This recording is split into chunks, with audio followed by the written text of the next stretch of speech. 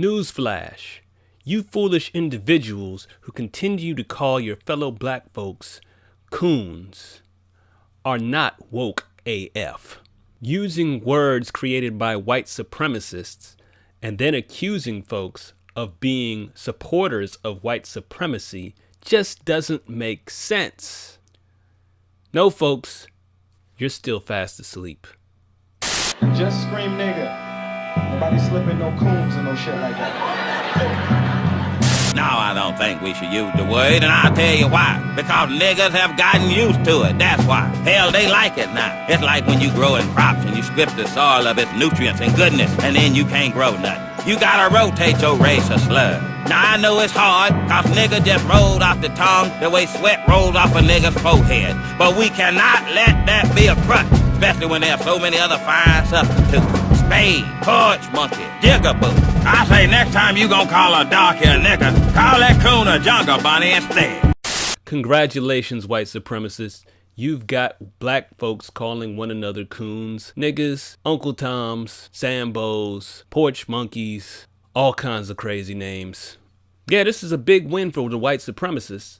And black folks who use the language actually think that they're fighting white supremacy. Are you serious?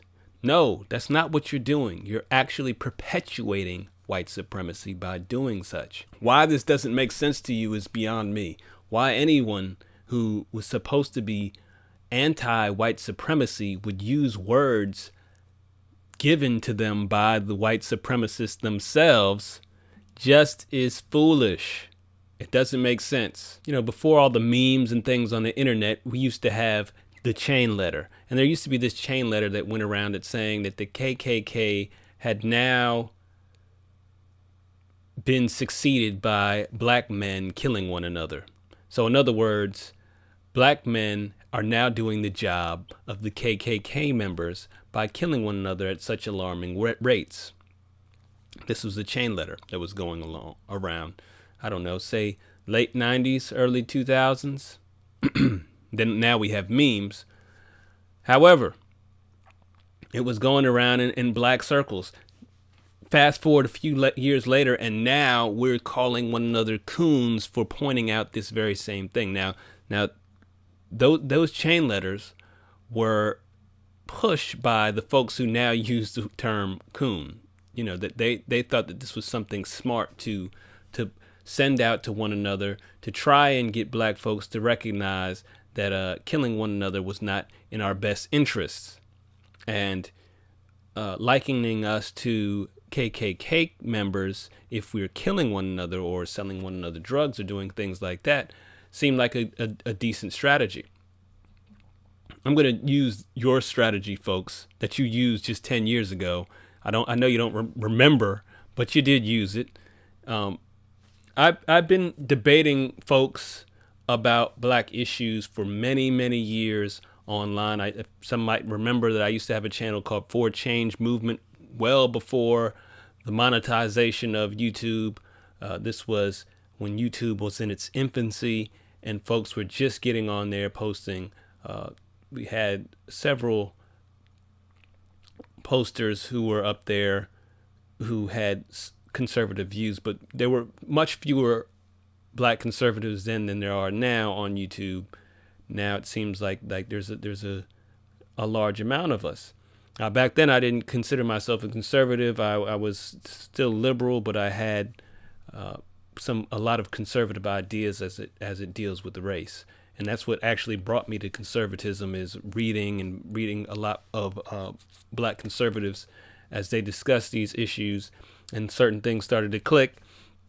You know, reading people like Thomas Sowell and Shelby Steele.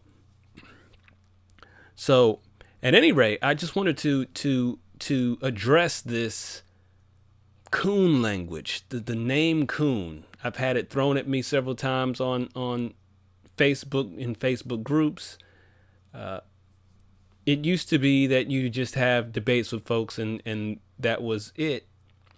You either had a strong argument or you didn't. And now it's like people don't even feel the need to argue. I was just watching a video where, you know, a young lady who is obviously very comfortable calling people coon, said that you should not engage with coons. You should not engage in debate with coons. Was her theory was that I don't know. I couldn't stomach her video, but I feel like rather than engaging in arguments, folks resort to these ad hominem attacks. And everybody should know that once you attack someone personally, you've lost the argument. I mean, you're basically showing that you don't have a strong argument and all you have is strong white supremacist words to use to label your opponent rather than addressing their arguments. And I think that's weak. It's really a weak way of debate. If you want to pose a strong argument against someone like myself, you need to present facts, present evidence, present your case, and we'll deal with it as it comes. I've been wrong before, and I'm not one to not mention the fact that I'm wrong if I am wrong. If I present something in a way that's not true, not factual, then I will concede that, and you'll get your W, you'll get your win. But right now, when I present evidence and facts, what I'm getting is Coon, and that's it. I'm like, okay, well, what else? You're not. I presented five pieces of evidence in my argument, and you present a name, a white supremacist name at that. It doesn't make sense. And then your argument is that I am standing up for white supremacy because I point out stuff like young black males between the ages of 15 and 34 have homicide listed as their number one cause of death, and that makes me a coon because I call out the fact that violent crimes in black communities are higher than in any other community. That's a problem. That makes me someone who is pro-white supremacy. Doesn't make sense. I'm trying to get us to wake up and realize that these things need to stop, and the only way to stop them is to speak about them, to make people aware of them. People are not even aware some of these things are going on, and it's simply because, one, the media doesn't want to cover it. Two, folks like you who call me Coon don't want to hear it. Instead, you don't want to engage in any kind of debate, like this woman said she didn't want to engage in debates with folks. So there's a whole bunch of reasons, and they don't make sense, folks. They don't make sense. So what I'm asking of you, you might think that I'm making this plea because it hurts my feelings or something like that. It's really not about my feelings. It's about you making stronger arguments. If you would make a strong argument, I might see it your way, but your arguments are weak.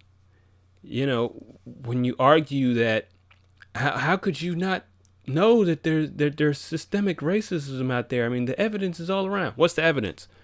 Well, come on, man. Do I really have to give you evidence? You should just see it. It's obvious. Come on, dude. It's obvious. That's not an argument, bruh. That's not an argument. But that's the arguments that people are making. That I should just believe it. I should just take these things on faith. I'm not going to take them on faith.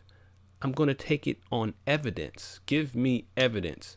I know many more black males who have been shot, killed, than I do know young black males who've been shot and killed. I don't know any young black males actually who've been shot or killed by the police. None. Zero, zip, zilch. None personally. Yeah, I know of the folks in the news, but personally, I know dozens of black people who have been shot or killed by other black males. And I'm quite sure that many of you know them too. And very few of you know people who have been killed by the police. So my point is that there are issues that are going along. We all know deep down that these issues need to be addressed. Let's stop ignoring them. We can tackle issues of police brutality and also tackle issues of blacks killing other blacks. We can do them at the same time, folks. We can do them. But they have to be based in evidence. If you think there's brutality, you have to show that there's evidence. If you think a police officer is racist, you have to actually prove that he's racist. The fact that he's white and shot a black man does not make him a racist. It just means that a white cop actually shot a black person. That doesn't necessarily mean that he's a racist cop. Just like if a black cop kills a white guy, and it has happened several times, they didn't go to jail either. You can look these things up. The police officers are still working in some cases. That does not mean that that black cop is racist against the white person that they shot. We have to stop thinking in terms of everything is racist. Everything isn't racist. There's a lot of other reasons. There's a lot of other variables that you got to look at first. And if you ignore those variables because your immediate reaction is to go to racism, then you're making a mistake. Look at the evidence first. We made a mistake with the Duke lacrosse team. There's lots of other things we made a mistake for.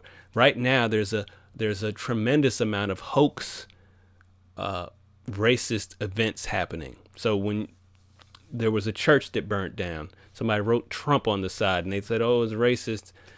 Somebody burnt down this black church," and then they spray painted Trump. Come to find out, it was a member of the congregation, a black man, did it.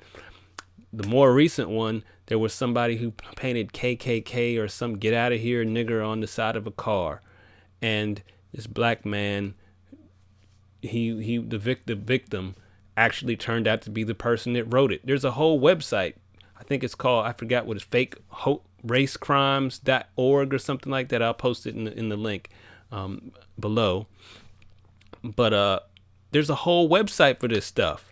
Tons of them. There's pages and pages and pages of these fake race hoaxes. The question to me is, if racism is such a problem, why do we have to fake it? Why are we faking racist activity?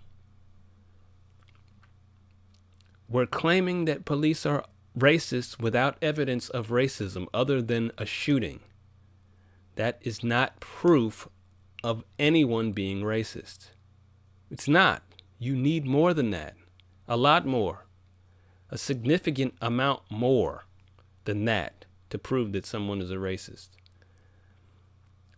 Hell, I used to get into fights. Most of my fist fights were with white folks. I grew up in white neighborhoods. I had a couple of fist fights with white guys. Now, if somebody outsider looking in, if I happened to get my ass knocked out by one of these white dudes, I didn't, but if I did, somebody on the outside looking in might say racist. I mean, you could post, if it was in the video age, and somebody had a cell phone and they would have captured that on film, they could have said a racist white guy knocks out black guy. And people would have believed it, and that kid would have been labeled a racist. But none of these kids that I fought were racist. They were my friends. We just happened to get into violent altercations with one another. And in some instances, I just didn't like the person, or they didn't like me personally. It's a personal thing. A lot of times, I could be a jackass at times, and then people want to fight me. I mean, that it happens to the best of us, but that doesn't necessarily mean that the white person is racist, is what I'm saying. And just from an outside looking in, you could think that these things are racist when they're not. But I got off point. I got off topic. My main thing was to address folks calling one another, black folks calling one another coons. We need to stop.